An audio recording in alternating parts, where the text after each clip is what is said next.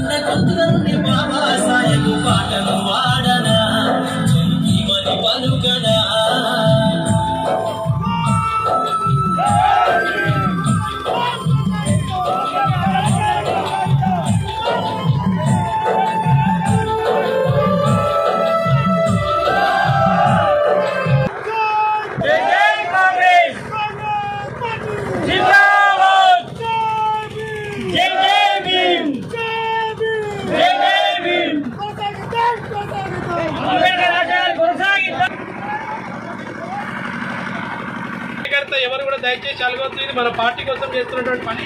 ఎవరు కూడా నా పేరు విలువలే, నీ పేరు విలువలే ఎవరు బాధపడద్దు. అందరం ప్రతి ఒక్కరు కూడా మనం ఏదైతే కార్యక్రమం చేస్తున్నామో పిసిసి అధ్యక్షుడు మహేష్ కుమార్ గౌడ్ గారు చూస్తారు మన వీడియో.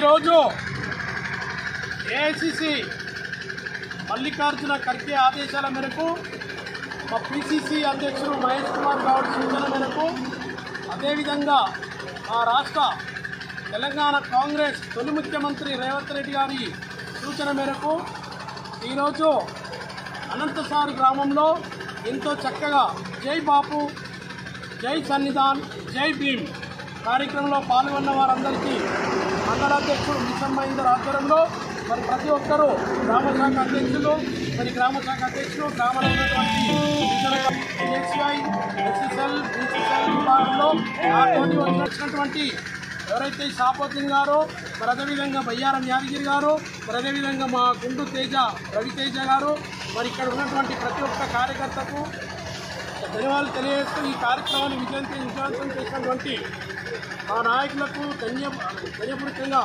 ధన్యవాదాలు తెలియ. జై బాపు, జై సన్నిధాన్, జై భీమ్ అనే కార్యక్రమం ఏంటంటే బీజేపీ వాళ్ళు 2 నాలుక ధోరణితో మాట్లాడుతున్నారు.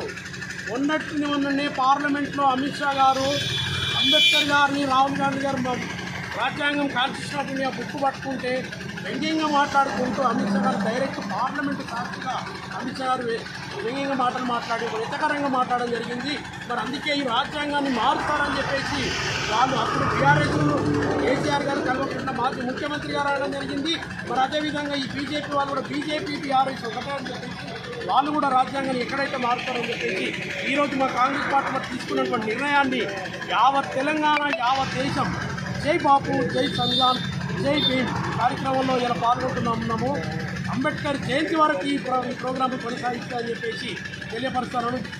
ఇకపోతే 15 నెలల ఏవైతే సంక్షేమ కార్యక్రమాలు ఉన్నాయో మనకు ముఖ్యంగా మహిళలకు ఫ్రీ బస్, అదేవిధంగా ఇలా ప్రతి గ్రామంలో గృహజ్యోతి అంటే కరెంటు బిల్లు వాళ్ళకి ప్రత్యక్షంగా వచ్చు పరోక్షంగా ఒక 2,000 రూపాయల వరకు సహాయం జరుగుతూ ఉంటుంది. మరి అదేవిధంగా నిన్ననే దేశంలో ఎక్కడ లేనటువంటి చరిత్రాత్మకమైన నిర్ణయం, ఎప్పుడైనా పేదోడు ఏదైనా పండుగ వస్తే లేకుంటే ఏదైనా కార్యక్రమాలు ఉంటే ఎక్కడన్నా వేదికల పెళ్లిళ్ళకి వెళ్తేనే సన్నబియ్యంతో బగారన్నం వండుకునేవాళ్ళు. ఈరోజు సన్నబియ్యం ప్రతి పేదోడికి ఎవరికైతే తెల్ల రేషన్ కార్డు ఉందో మా రేవంత్ అన్న ఆలోచన విధానంగా ప్రతి పేదోడు సన్నబియ్యం తినాలి, ప్రతి ఒళ్ళు పండుగ వాతావరణం చేసుకోవాలని చెప్పేసి మా కాంగ్రెస్ పార్టీ ధ్యేయంగా పెట్టుకొని ఈరోజు చేస్తూ ఉన్నారు.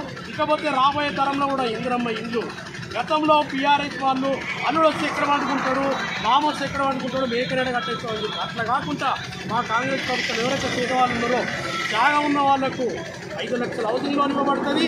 ఎవరికైతే మొత్తానికి జాగా లేని ఎవరు ఉన్న వాళ్ళు ఉన్నారో వాళ్ళకు జాగా ఇచ్చి వాళ్ళకి ఇల్లు కట్టడం జరుగుతుంది తప్ప ఈ బీఆర్ఎస్ వాళ్ళు తప్పుడు మాటలు మా దగ్గర ఉండయి. కాంగ్రెస్ పార్టీ అంటే